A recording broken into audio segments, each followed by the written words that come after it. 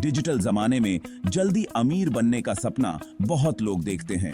हर कोई चाहता है कि वह जल्द से जल्द आर्थिक रूप से स्वतंत्र हो जाए। हाईबॉक्स ऐप, जो 2024 की शुरुआत में आया था, इस सपने को अच्छी तरह समझता था।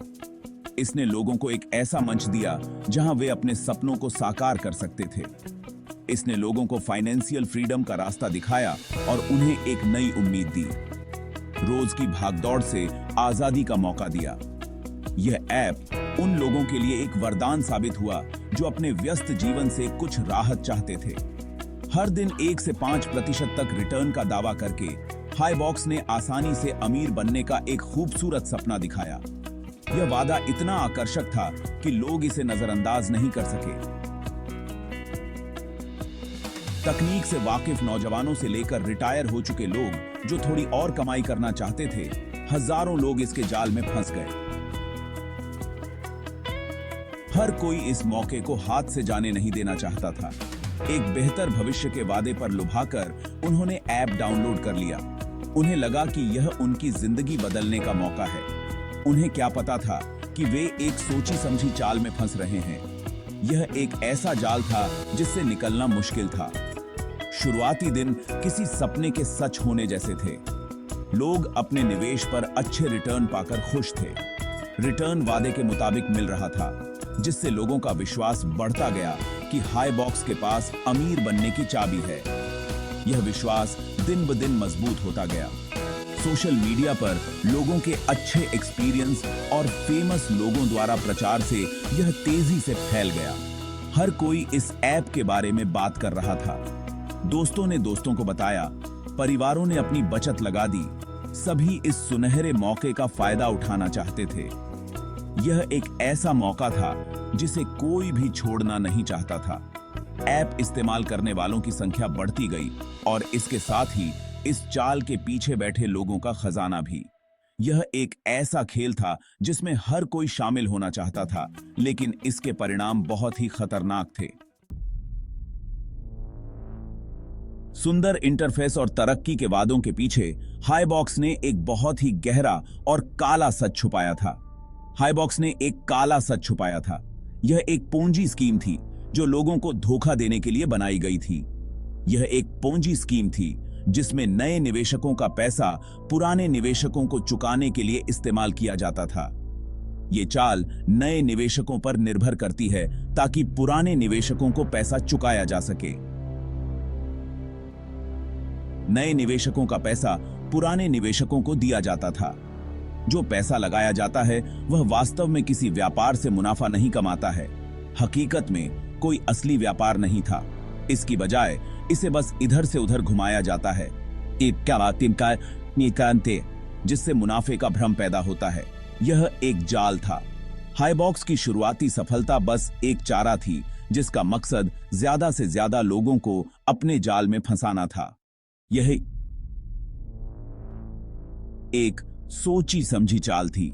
पहले निवेशकों के पैसे से शुरुआती भुगतान किया गया था ताकि लोगों का विश्वास जीता जा सके।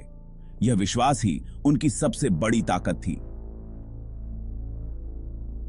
जैसे जैसे ज्यादा लोग जुड़ते गए, लालच में अंधे और झूठी सफलता की कहानियों से प्रभावित होकर यह धोखाधड़ी तेजी से फैलती गई। लोग अपने सपनों को सच मान बैठे। हाईबॉक्स के पीछे रहने वाले लोग कोई फाइनेंशियल एक्सपर्ट नहीं थे, बल्कि शैतान दिमाग वाले लोग थे जो लोगों के लालच और आसानी से पैसा कमाने की चाहत का फायदा उठा रहे थे। वे मासूम लोगों को अपने जाल में फंसा रहे थे। झूठ के आधार पर बना यह ताश का महल हमेशा के लिए नहीं टिक सकता था। यह एक ऐसी संरचना थी जो किसी भी क्षण गिर सकती थी और अंततः ऐसा ही हुआ। जुलाई 2024 में संगीत बंद हो गया। समय जैसे थम गया और एक नई वास्तविकता ने दस्तक दी। तकनीकी खराबी का बहाना बनाते हुए और जल्द ही समाधान का वादा करते हुए हाईबॉक्स ने सभी भुगतानों को अचानक रोक दिया। लोगों के फोन पर निराशाजनक संदेश आने लगे और उनकी चिंताएं बढ़ने लगीं। लेकिन सच्चाई कुछ और ही थी। गहराई से जांच करने पर यह स्पष्ट हो गया कि यह एक बड़ी धोखाधड़ी थी।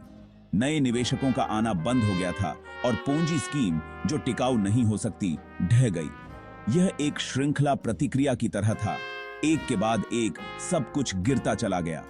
इसका असर बहुत ही भयानक था। लोगों की मेहनत की कमाई एक झटके में गायब हो गई। 30,000 से ज्यादा लोग, जिनमें से कई ने अपनी पूरी जिंदगी की कमाई लगा दी थी, आर्थिक रूप से तबाह हो गए। उनके सपने और भविष्य की योजनाएं ध्वस्त हो गईं। देश के हर कोने से निराशा की कहानियां सामने आईं। लोग सड़कों पर उतर आए अपनी आवाज उठाने के लिए। रिटायर हो चुके लोगों की पेंशन चली गई, उनके जीवन की सुरक्षा छिन गई। परिवार गरीबी की कगार पर पहुंच गए। उनके पास अब बुनियादी जरूरतों को पूरा करने के लिए भी साधन नहीं बचे और युवाओं के सपने टूट गए। उनकी शिक्षा और करियर की संभावनाएं धूमिल हो गईं। अनुमानित नुकसान 500 करोड़ रुपए सिर्फ पैसे का नुकसान नहीं था, बल्कि अनगिनत लोगों की उम्मीदों और आकांक्षाओं का भी नुकसान था। यह एक ऐसा घाव था जो लंबे समय तक भरेगा नहीं। न्याय की आस, गिरफ्तारियां और जांच जारी। इस घटना पर लोगों का गुस्सा फूट पड़ा। पीड़ित अपने साझा दुर्भाग्य से एकजुट होकर न्याय की मांग कर रहे थे। दिल्ली पुलिस ने इस घोटाले की गंभीरता को समझते हुए पूरी तरह से जांच शुरू कर दी। कानून का हाथ अपना काम कर रहा था, अपराधियों को सजा दिलाने के लिए दृढ़। जांच से धोखे का एक सिलसिला सामने आया, जिसके कारण इस घोटाले के मुख्य मास्टरमाइंड जे शिवराम सहित कई लोगों को गिरफ्तार किया गया। घोटाले से जुड़े बैंक खातों और संपत्तियों को जब्त किया गया, जिसकी कीमत करोड़ों रुपए थी, जिससे पीड़ितों को अपनी खोई हुई जमा पूंजी वापस मिलने की उम्मीद जगी। हालांकि न्याय की लड़ाई अब भी खत्म नहीं हुई है। जांच जारी है, जिसका मकसद इस पूरे घोटाले में शामिल सभी लोगों और संस्थाओं का पर्दाफाश करना है। सोशल मीडिया इन्फ्लुएंसर्स पर सवाल, अंधे विश्वास की कीमत। हाईबॉक्स घोटाले ने इन्फ्लुएंसर कल्चर का एक काला पक्ष भी उजागर किया। कई मशहूर सोशल मीडिया हस्तियों ने अपने लाखों फॉलोअर्स के साथ इस ऐप का प्रचार किया था, अक्सर मोटी रकम लेकर। उनके प्रचार, जिन्हें विश्वास और वैधता के प्रमाण के रूप में पेश किया गया था, ने अनजान लोगों को इस जाल में फंसाने में महत्वपूर्ण भूमिका निभाई। हालांकि कुछ इन्फ्लुएंसर्स वास्तव में हाईबॉक्स की धोखाधड़ी के बारे में नहीं जानते होंगे, लेकिन उनकी लापरवाही गंभीर सवाल खड़े करती है। उनके प्रचार का बहुत असर होता है, खासकर उनके युवा और आसानी से प्रभावित होने वाले फॉलोअर्स पर। यह घटना हमें याद दिलाती है कि प्रभाव के साथ जिम्मेदारी भी आती है।